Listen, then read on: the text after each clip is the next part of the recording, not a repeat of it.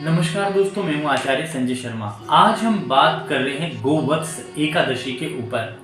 गोवत्स एकादशी को हम कुरुम एकादशी भी कहते हैं और शास्त्रों में इसके नाना प्रकार के नाम दिए हैं। यह गौ बछड़े की पूजा जिस दिन होती है उस एकादशी को हम गोवत्स एकादशी कहते हैं। इसको गोविंदा एकादशी के नाम से भी जाना जाता है। भगवान कृष्ण के जन्म दिवस के 4 दिन बाद जो है इसको मनाने का विधान है। जो साल में द्वादशी 24 आती है और हर महीने में एक द्वादशी जरूर आती है और एक कृष्ण पक्ष की होती है, एक शुक्ल पक्ष की होती है।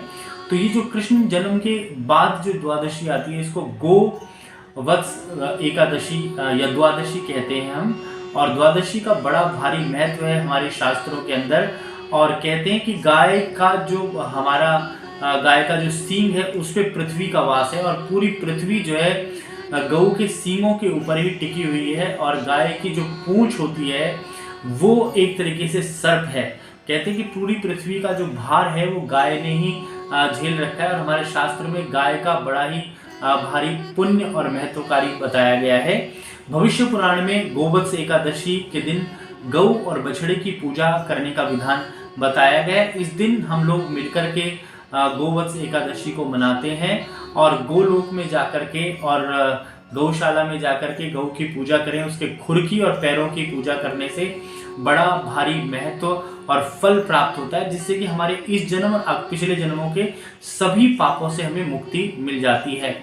दूसरा, गाय भगवान श्री कृष्ण को अति प्रिय है और हर मनुष्य जीव को अति प्रिय होनी चाहिए और गौ की रक्षा हमारा धर्म भी है। गौ को पृथ्वी का प्रतीक माना गया है और गौ सभी देवता विराजमान गौ के अंदर रहते हैं। सारे जितने भी देवता हैं उनका वास भी गौ के अंदर है। तभी वेदों में गौओं को प्रतिष्ठित किया गया है और कहा गया है कि गौ की पूजा से विशेष लाभ होता है और गौ हमारे जीवन को सुख देने वाली होती है। हिंदू पंचांग के अनुसार 4 दिन के बाद जो भगवान कृष्ण के जन्मदिन के बाद इस द्वादशी को मनाते हैं और गौ बछड़ा एकादशी के नाम से भी ये एकादशी प्रचलित है। इसको ओक एकादशी भी कहीं कहीं पे कहा जाता है।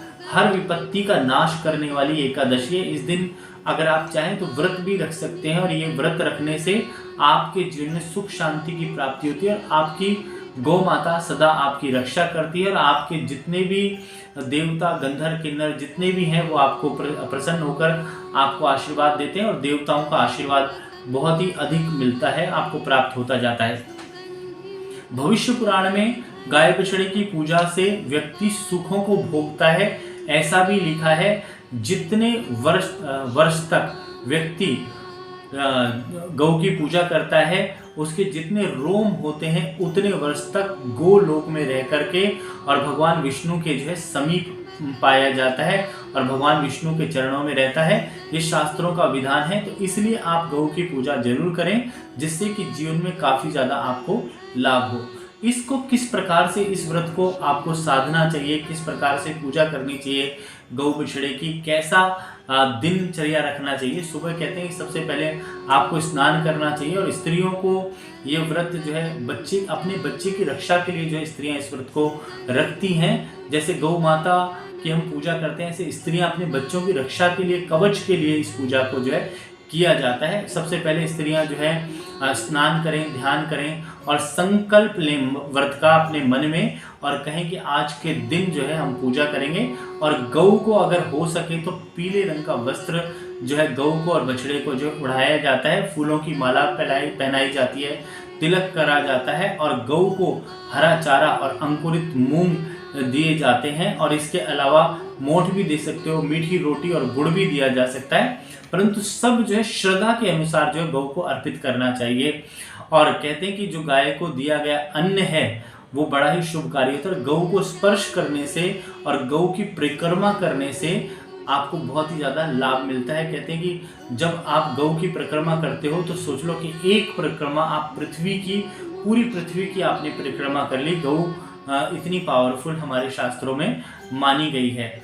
अगर किसी को गौ प्राप्त नहीं हो पा रही, क्योंकि आजकल जो है गौएं रखने का विधान कम हो गया, तो आप गौशाला जा सकते हैं। नहीं तो एक मिट्टी का गौ और बछड़ा काल्पनिक बना करके उसकी पूजा भी कर सकते हैं। ऐसी प्रथा हमारे शास्त्रों में लिखी गई है।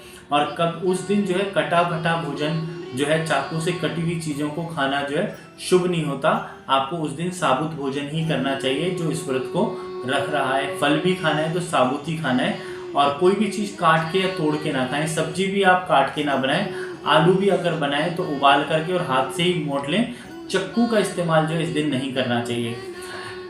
गाय भगवान श्री कृष्ण को अति प्रिय थी, इसीलिए गौ को प्रतीक भी मानते हैं। विद्वान कहते हैं कि गौ हमारे वेदों की प्रतिष्ठा है और इसके दूध से, गोबर से हमारे जीवन में जितने तत्वों की हमें प्राप्ति होती है वो हमारी देह को पुष्ट करता है, शरीर में निरोग बनाता है, हमारा शरीर जो निरोगी हो जाता है।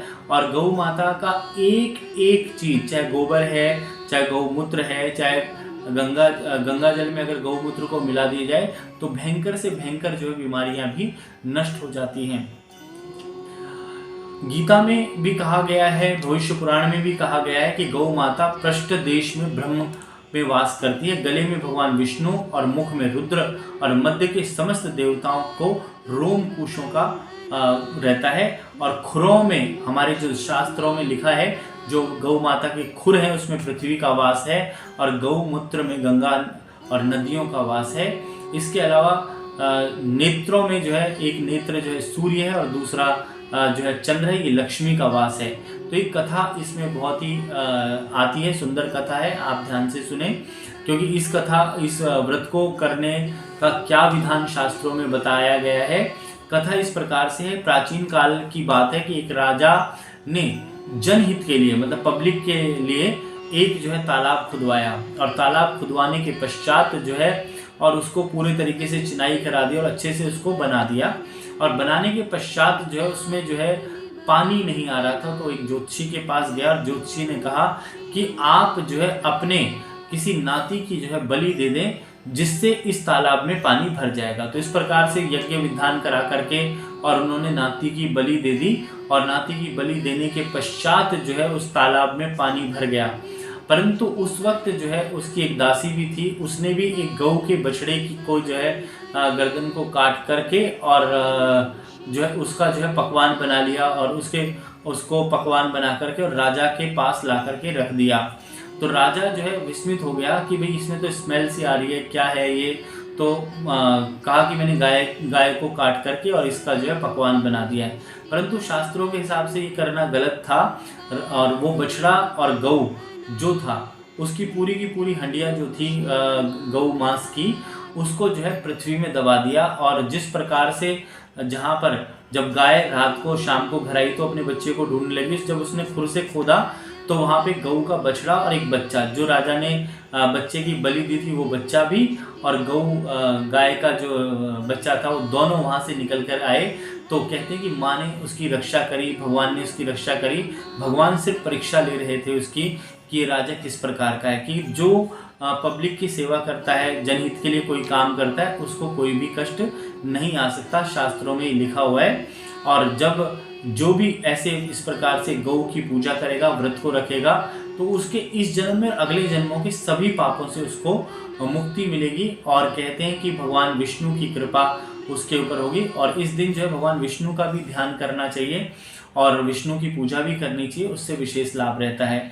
दोस्तों, ये जो कथा थी, इससे आपको जानकारी जो प्राप्त हुई है उसको सदुपयोग करें और कोई भी बलि इत्यादि को जो है प्रचलित ना करें, क्योंकि बलि देना शास्त्रों के हिसाब से निषेध है। पहले जमाने में दी जाती थी, परंतु आजकल कोई भी बलि नहीं देनी चाहिए।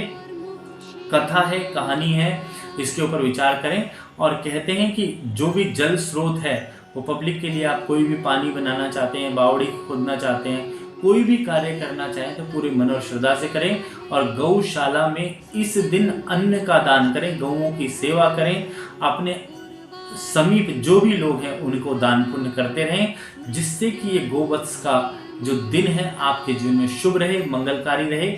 इसी के साथ मैं हूँ आचार्य संजय शर्मा। नमस्कार।